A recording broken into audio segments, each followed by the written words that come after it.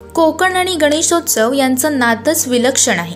कोकणातील गणेशोत्सव हा एखाद्या पर्वणीपेक्षा कमी नाही असे म्हटल्यास त्यात काही वावगं ठरणार नाही। गणेशोत्सवाला की कोकणवासियांच्या आनंदाला आणि ऊर्जेला मर्यादाच नसते।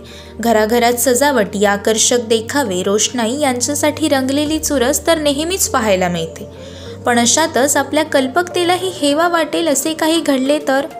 आता मखर म्हटलं की साहजिकच आपल्या डोळ्यासमोर येतात ते फुलांनी, थर्माकोल यापासून बनवलेले। पण तुम्ही कधी पैशांपासून बनवलेला मखर बघितलाय का? हो, अगदी बरोबर ऐकलं तुम्ही, पैशांचा मखर। थोडा नाही तर जवळपास 2.5 लाखांचा मखर। हा लक्षवेधी मखर साकारलाय देवगड तांबर्डेक येथील विश्वरूप बाळकृष्ण सारंग यांनी। या मखरात 10, 50, 100, 200, 500च्या नोटा व 1, 2, 5, 10, 20 अशा नाण्यांचा समावेश आहे। या मखरात तब्बल 2,43,000च्या नोटा व 7,000 किमतीची नाणी वापरण्यात आली। हा मखर साकारण्यास सारंग यांना 4 दिवसांचा कालावधी लागलाय। असा हा आगळा वेगळा मखर सर्वांच्या आकर्षणाचे कारण ठरला।